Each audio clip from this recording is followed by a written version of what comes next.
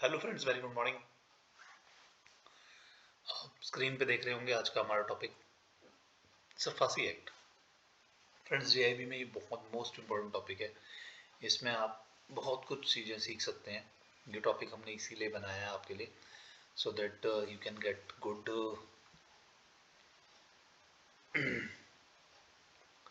response from this. बहुत अच्छा आपको सीखने के लिए मिलेगा इसमें से। सरफासी एक्ट, इसकी फुल फॉर्म कई बार आ जाती है क्वेश्चन में, अगर नॉर्मल आती है तो आप समझ सकते हैं इसकी इम्पोर्टेंस बहुत है। इसमें से कई बार 4-5 मार्क्स के क्वेश्चन हमें मिले हैं जेआईबी में। तो फ्रेंड्स, आज का हम टॉपिक स्टार्ट करना चाहेंगे, लेकिन काइंडली आपसे रिक्वेस्ट है कि इस वीडियो को ज़्यादा से ज़्यादा लाइक शेयर सब्सक्राइब कर दीजिए, ताकि और भी जो बैंकर्स हैं उनको बेनिफिट हो। Good morning everyone. Today I am going to speak about SARFAESI act 2002। It was the most significant law.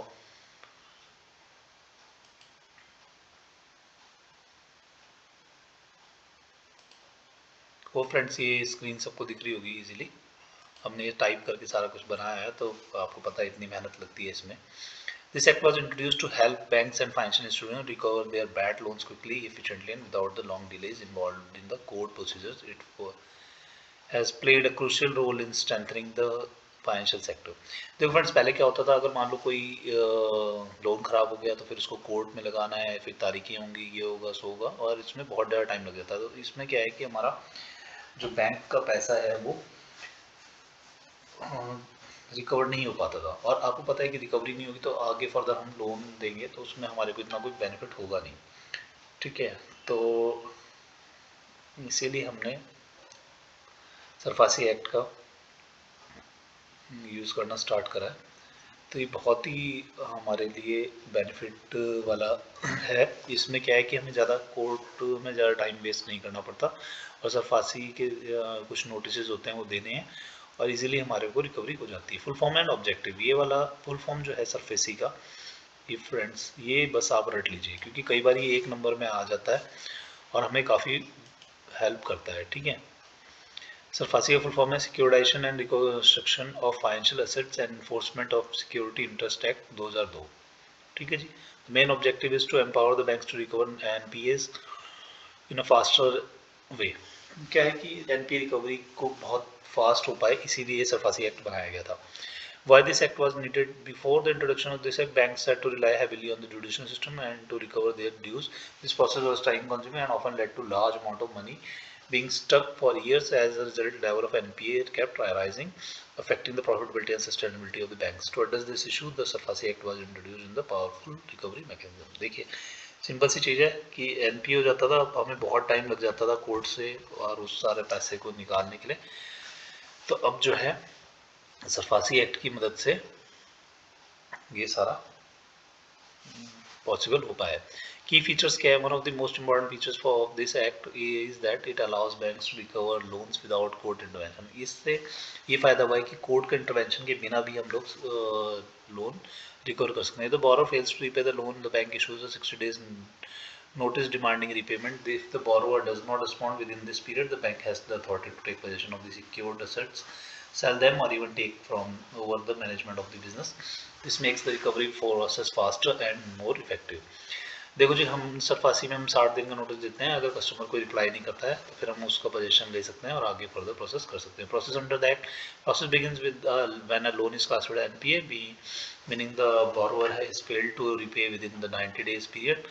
After this, the bank issues a notice that is under section 30 in subsection 2, giving the borrower 60 days to repay the dues or raise objections. If the borrower fails to act, the bank proceeds under section 13 subsection 4, where it can take possession of the asset and sell it to recover the outstanding amount. The rights of borrower. Although the act gives strong powers to the bank, it also powers to borrower. देखो जी, जब 60 दिन का notice का criteria है, लेकिन ये जो है बोरोवर को भी कुछ पावर देता है। जैसे कि बोरोवर अगर सेटिस्फाइड नहीं है कोर्ट के डिसीजन से, तो ये अपील कर सकता है डीआरटी में, जो कि 45 दिन के अंदर करना होता है। This insure transparency and provides a platform for grievance redressal. ऐसा ही नहीं है कि सिर्फ बैंक को ही पावर दिए है, अपना बोरोवर को भी पावर दिए है, कस्टमर को भी पावर दिए है कि वो अगर करना चाहे तो अगर कोई एडवर्स जजमेंट उसके खिलाफ है तो वो अपने लेवल पे एक बार कर सकता है, जैसे कि ऐसा ना हो कि कोई मनमानी वाला एक्ट हो जाए। ठीक है, बैंक तो अपना पैसा रिकवर करना चाहता है, वो तो जितना जल्दी जैसे हो पाए।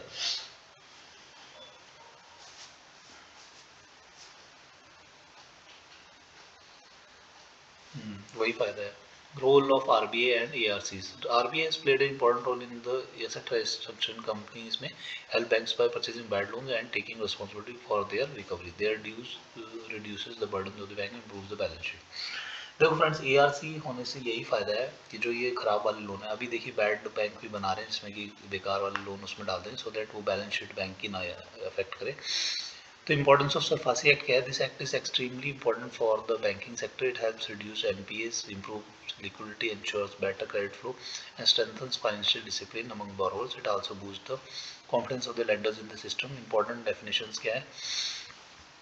To better understand the act, it is more important to know some key terms. A secured asset क्या होता है? ऐसी प्रॉपर्टी जो कि कोलेटरलाइज रखी हुई है बैंक के पास में, किसने? बैंक इंडिविजुअल ने रखी है या फिर किसी एंटाइटी ने रखी है। ठीक है, what is the security interest? Security interest refers to the legal right of the bank over the borrower's asset.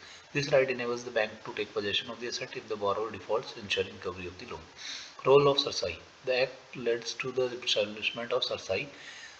SARFAESI क्या, एक डाटाबेस है जहाँ की जो मल्टीपल लोन्स होने से बचाता है हमें। Types of actions by bank. Under this act banks can take several actions such as taking possession of the property, selling assets through auction, appointing a manager to run the business, or recovering money from third party. These powers make the act very effective in loan recovery. Exception क्या है?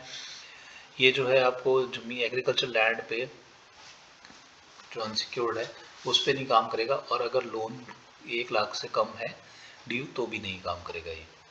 ठीक है, these are the exceptions for the loan. Role of DRT and DRT. If the borrower is not satisfied with the action of the bank, they can approach the DRT. Further appeal can be made to DRT. This two-level system mechanism ensures justice and accountability. Benefits to banking system significantly क्या है कि losses or delays minimizes and allows to recycle the funds to productive purposes. Impact on borrowers. For borrowers, this act encourages timely repayment and promotes financial discipline. It also discourages willful defaults and misuse of bank funds. Real time importance क्या है? In practical life, banks frequently use this act for recovering housing loans, vehicle and business loans. It ensures that the banking system remains strong, stable and reliable.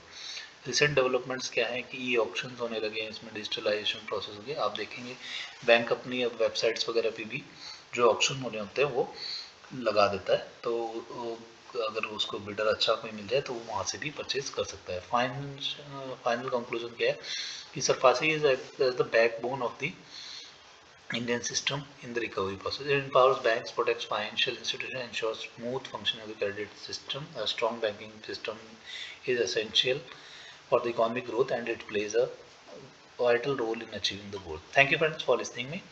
Hope ये video आपको बहुत अच्छी लगी होगी। Kindly like and subscribe. और इसमें हमने मोटा मोटा SARFAESI के बारे में बताया है आपको। SARFAESI एक्ट आपको काफ़ी क्वेश्चन इसमें मिलेंगे, फुल फॉर्म वगैरह आप जरूर पढ़ें। Thank you, have a nice day, bye.